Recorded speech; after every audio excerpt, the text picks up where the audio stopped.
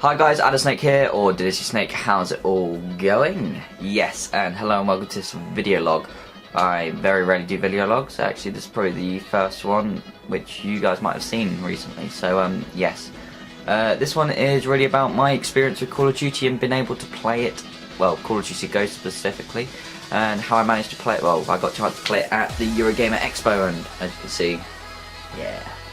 So yes, I managed to get hands-on with Call of Duty Ghosts. I got to play about 4 games. I know we should have played 3, but yes, I've had about 40 minutes experience playing with it. But first impressions, I'll just say that I'm very optimistic. So yes, just to get into it, I'm going to talk about the matches I played. I'm going to talk about the weapons I used, quick scoping in general. I'll get onto that. And overall how I felt about using the Xbox One controller with it as well. So here we go. At Eurogamer, I managed to get hands-on with 3 different game types. So that was Cranked, Domination and Blitz. Firstly, we played Cranked on Strike Zone. Strike Zone was the very first multiplayer map which was revealed at the Call of Duty multiplayer event. The very baseball-esque stadium looking map. Very compact and tight corners and everything, and it's really good. But yes, we played Cranked, and Cranked is a very interesting take on Team Deathmatch. And as you probably know, Cranked, you get 30 seconds after you get your first kill to get another kill, but from when you get a kill you gain like an extra perk, so you become faster, you reload quicker, you aim down sights quicker, etc, until you die after the 30 seconds have run out and you explode or get killed. But yes, it creates a very fast gameplay mechanic with that added danger of death. So yes, playing that was very interesting, even though I was playing sort of ray gun, and I did quite well. I'm just trying to remember how well I did on the first game, but yes, overall it's a really good game type. I wouldn't say it's great for sniping, for getting clips or whatever, but then again it's too early to tell. But overall, really enjoyed it. And then the game after that, we had to go on Whiteout, which is the snowy map, which was previewed or premiered at Gamescom, and we played Domination on there, and bloody hell, that took forever. That game mode was very aggressive throughout, and everyone went and capped flags, and it was really interesting. And I can't exactly remember when it switched over, but there is a switching halfway through the game, whether it's first to 100, then it switches sides, or I don't know, whatever. There wasn't a time limit, so I think it's the first to 100 score. But yeah, it seemed to go on forever, and it was really fun and really intense. And the map, I don't know, because I've watched a fair few videos about it, but kind of knew it very easily. It was very easy to grasp like directions and sort of walkways throughout. But overall, really good map. Very difficult to see some people because they did blend in, but I sadly didn't get any of the gameplay. But with that, I managed to get field orders, and I completed 2 of them, which completing a field order is the little briefcase you get after getting the first blood.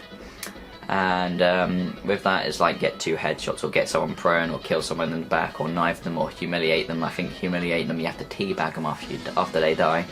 But with that, you get a care package. And from what I can remember, the very first care package I got was something like a what's it called? EMP. But I don't know how that affected the team, because teammate called it in because I died.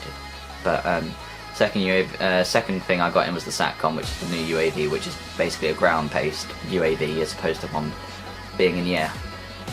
But yes, overall, Domination was fun to play. It's not really changed that much from previous games, but Whiteout is a very good map, for definite. Now for the other 2 games I got to play 2 games of Blitz, which one was on Octane and the other one was on Strike Zone. So Strike Zone was a very close quarter map. Octane we would have seen as a very deserty looking map, sort of very ambush-esque from COD 4. But with that, I mean, Blitz is a very interesting game mode for the fact that it's literally capture the flag, but it's not capturing a flag. It's literally, you have to get to the enemy's base, get into this little circular area which transports you back to your base, but with that it scores a point, and I think it's first to 8 points to get the round to switch, and then I think the overall score is to get 16 altogether. With that, it's very interesting and it's very fun actually. I've found it very enjoyable. But yeah, I mean, with that, the objective is to just get to this single point and score points, and I just need to carry my team for that. But yeah, Octane as well as a map. Again, it's very easy to understand where to go. Some hidden areas. I tried to get on top of this one building, but I struggled. But I think with that, I was trying to kill as many people as I could, as opposed to finding hidden areas. But again, fluid map works very well, and didn't really see people trying to knock down the gas station, the petrol station, to create that form of cover. But again, very interesting game mode, and the maps enjoyable. So overall, weapons I use, I managed to get hands on with the sniper, I managed to get hands on with the honey badger, I can't remember the other one, I think it's the SC2, well, 2010. Those are the main guns I can remember using, as well as the Vector. And I mean, with the build we were playing on, it was the same as the Gamescom build, very minimalist in what it had to offer. But yeah, got hands on with a submachine gun, assault rifle, sniper rifle, etc. The honey badger is a very interesting gun. It's crazy good. It's probably going to be nerfed in the future, but the reason it's really good is that it comes pre-loaded with a silencer, as opposed to having to put the silencer on as an attachment. So you can have a singular attachment, which is a red dot, but with that you have a red dot and a silencer. And I use it as iron sights, because the iron sights were really good anyway, and it dominates. It is a fantastic gun.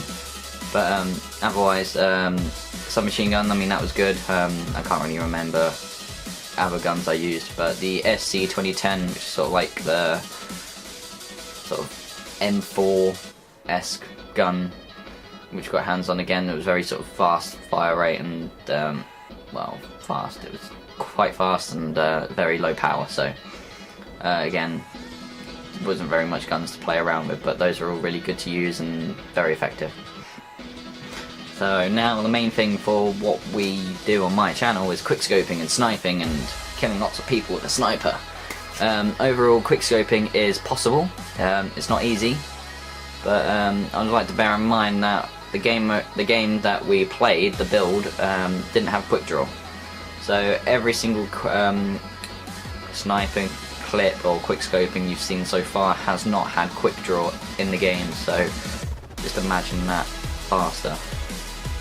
So I'm thinking it's definitely possible. It's going to be more possible than previously, like from what we've seen. So very high hopes for quickscoping, and I think a lot of people will do well at it. Okay, again, when we did it wasn't quite end up free, so like right in the middle on people, but I'd say it's somewhat World at War-ish. It's possible, but it's not simple. So you can quickscope, but it's not going to be dead on every single time. So yeah, I think with quick draw it's going to be even more possible. So I think we've got very high hopes for when it comes to quickscoping and getting clips and trying to get used to the kill feed being up here as opposed to down here. So yes, I struggled to pay attention to the kill feed because being used to it being in the bottom corner is just, yeah, it's difficult. So yes, with that, I mean, we played on a PC really with an Xbox One controller, but getting hands on with the Xbox One controller is fantastic. My one concern is the D-pad, but I'll get onto that in a minute. But overall, I mean, it's a very familiar controller. It's the analog sticks, they feel really good. They're very precise, much smaller than what the Xbox 360s are. But with that, I mean, I felt accurate. It's smaller, so I mean it's not as far to go, so you're quicker between switching on your analog sticks.